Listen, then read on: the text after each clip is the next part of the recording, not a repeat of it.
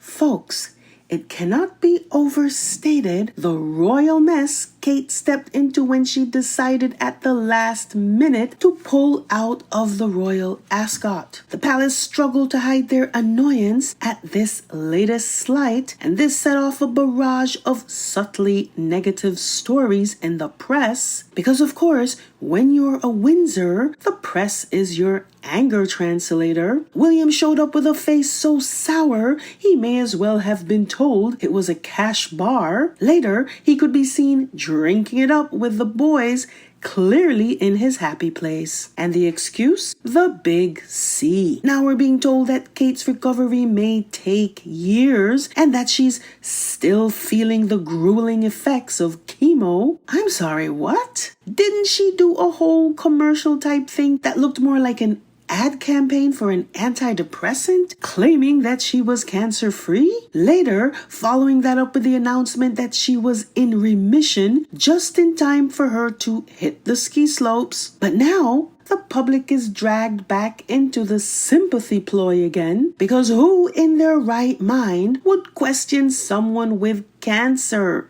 But folks, I think the better question to ask is, who in their right mind would lie about cancer? Because it's beginning to dawn on even her most ardent supporters that something doesn't add up. Now folks, I know I've belabored this point before, but it keeps bugging me and I have to ask again. Why couldn't Kate be seen leaving the hospital? This was of course followed by months of inexplicable absence, covered up with photoshopped pictures, body doubles, and sightings that somehow no one ever captured on film. Then, back in January, they claimed Kate was getting treatment all along at the Marsden Clinic. She was entering through the back door, they said. That's right, folks.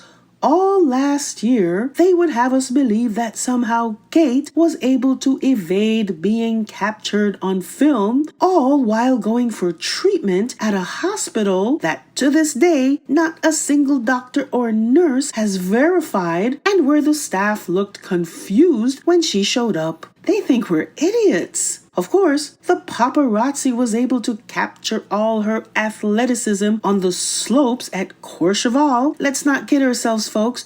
When Kate wants to be seen, she will be seen. And it's becoming ever more obvious that the C word now functions less as a diagnosis and more like a royal hall pass, a shield, a silencer, a very convenient no further questions please, waved about every time someone dares to ask what on earth is going on behind those palace doors. And why do I get the feeling something really dramatic took place right before Kate was set to go to Ascot? So there are numerous possible scenarios. Scenario 1, Kate and William had yet another blowout. It was reported last week that George will be going to Eton after all. This is after a years-long back and forth between the Waleses, with Kate favoring Marlborough, her alma mater. At one point it even looked like she might get her way, but why would she think that she would win that battle? Kate has no power. The most she can do to express her dissatisfaction about something is to weaponize her visibility. She saw what happened the last time she did it, and boy did it cause a stir in the House of Windsor. Nothing exposed the dysfunction in the royal family more than Kate's disappearance last year, and every attempt they made to cover it up made it worse. Then there's scenario 2. Camilla made sure she wasn't included. Kate's been refusing to curtsy to Camilla. Camilla, who's on a lifelong quest for acceptance, is determined to prove to the world that she's not a consort, but Elizabeth's successor. And everyone will bow down to her until she has fully convinced herself that the public no longer sees her as the other woman that lurked in the shadows for years, stalking and tormenting her victim until she was no more. Camilla knows that these are her last moments of power, and she's determined to make the most of it. Then there's scenario 3. Kate simply does not want to be around these people. And honestly, I can't say that I blame her. Who wants to be around toxic co-workers. They all can't stand each other. And Kate's had enough. Right after pulling out of Ascot, this headline popped up that Kate is done being a people pleaser. Make no mistake, folks, about the people she's done pleasing. This isn't about pleasing the public. This is a giant FU to the firm. And yet, mark my words, she may very well resurrect herself just in time for Wimbledon, because somehow her good days always seem to align with this event. She appears when she wants to, and she disappears when she's had enough. Duty be damned. But this latest absence seemed to have been the last straw, so out comes Operation Reading Bridge. Chilling in its civility, Operation Reading Bridge is not a literacy campaign, but something much more ominous. A pre-written eulogy masquerading as devotion. On June 4th, the French press dropped a quiet bombshell. A new royal biography revealed that Buckingham Palace has an active, detailed death protocol for Kate, codename Operation Reading Bridge. Yes, folks, you heard correctly. The Princess of Wales, 43 years old, mother of 3, allegedly in remission or cancer-free, whichever version you like, already has a posthumous PR plan with a sentimental label approved by none other than Prince William himself. The press calls it a declaration of love. How romantic. Now, the operation's name is supposedly a tribute to Kate's Berkshire roots, and this isn't without precedence. For the Queen, it was Operation London Bridge. For Prince Philip, it was Forth Bridge. And for Charles, Menai Bridge. So what's the big deal, they say? This is just William being a responsible future monarch, right? Briefing the press about his father's imminent death and his wife's. Why do these briefings come off as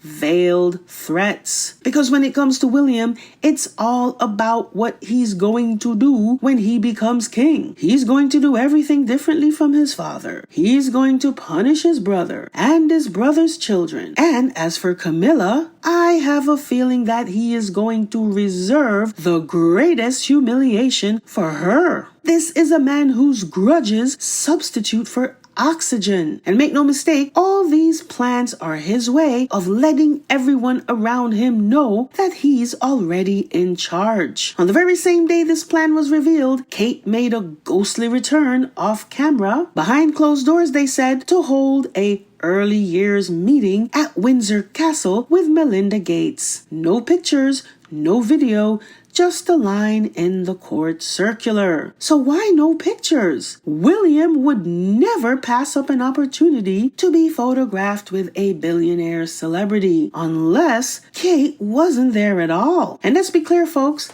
Kate has nowhere to go. This family has made sure of it. She could write a memoir, but she won't. She could launch a brand, but she's too afraid of failure. Because the truth is, being a royal is her only identity. She married the firm, produced the heirs, and she's clung on like a barnacle to that sinking ship. But what has she done beyond reproduction? Nothing. And to be fair, William hasn't done much either. Earlier this week, this bombshell report surfaced about William and Kate's decades-long access for hire scheme. That's right, for a fee, you too can rub elbows with the Waleses. But strangely, unlike everything else that has skyrocketed with inflation, the Waleses' meet and greet seems to have been deeply discounted. Oh well, so much for the most popular royals or something like that. Now folks, these are the same people who, through the sovereign grant, already receive record profits from the Crown Estate year after year. It was revealed last year the extent to which this family continues to feast off the taxpayers during a time when they are facing unprecedented levels of hardship due to the cost of living crisis. In 2023 alone, the Crown Estate reported profits profits of over £442 million,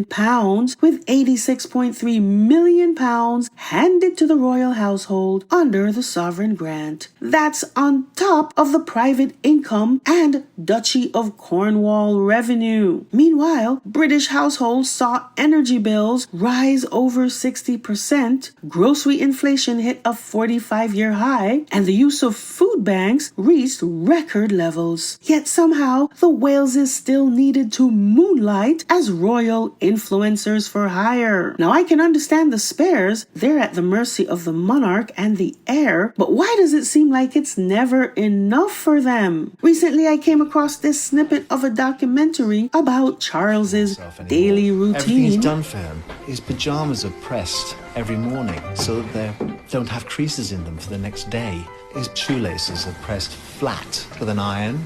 His underwear is folded in a certain way. The bath towel has to be placed in a certain fashion. Prince Charles does have his valet squeeze 1 inch of toothpaste onto his toothbrush every morning. Now, why should these people be treated like gods? Now, where might this leak have sprung? Well, for the answer to that question, look no further than Clarence House. Because Charles and Camilla have had enough of William's games. He's been leaking stories for months about the king's declining health, like he's already salivating at the throne. William's been running his own smear campaign, floating stories about Charles's impending demise, whispering of imminent transitions, and playing up his own king-in-waiting credentials. Charles has had enough. But Charles shouldn't be surprised at all. William is simply following in his footsteps. Remember when Charles swore to his mother that Camilla would never be queen, that she'd be princess consort or something like that, out of respect for his mother's wishes. And then, once the queen was safely in the ground, he announced it was actually her dying wish for Camilla to wear the crown after all. They put words in that woman's mouth after her death, which they continue to do, by the way. Whenever they wake up and feel the itch to lash out at the Duchess of Sussex, they claim ever so often that Elizabeth said this and Elizabeth said that, all beyond the grave. So let's be clear, Operation Reading Bridge isn't just a plan, it's a warning to Kate that her future is now being written in past tense. It's like she's become the monarchy's Schrodinger's cat, simultaneously doing well and also being memorialized. But what else should we expect from a family that cannibalizes each other by using the press? Kate, whether through punishment or indolence, is being edged out. There's another tiara event on the horizon, and folks, Kate loves these events, but it seems that Kate hasn't been allowed to wear a tiara for quite some time now. After the Queen's death, Camilla appointed herself gatekeeper of the royal jewels, and what better way to punish Kate than to forbid her from wearing a tiara? As long as Charles is living, Camilla remains firmly in control, and Kate, a woman whose very death plan has already been published in the international press, seems to be battling enemies on all fronts. So prepare yourselves. We may be entering the final act of the Kate Middleton fairy tale, and in this version, the princess doesn't vanish in a carriage at midnight. She disappears into a footnote. So let me know what you think. Be sure to drop a comment. Oh, and don't forget to hit the like button and subscribe if you haven't already done so. I have another video coming down the pike regarding Kate's shocking appearance at the Colchester Hospital yesterday. There's a lot to unpack there, so stay tuned and I'll catch you all in the next video.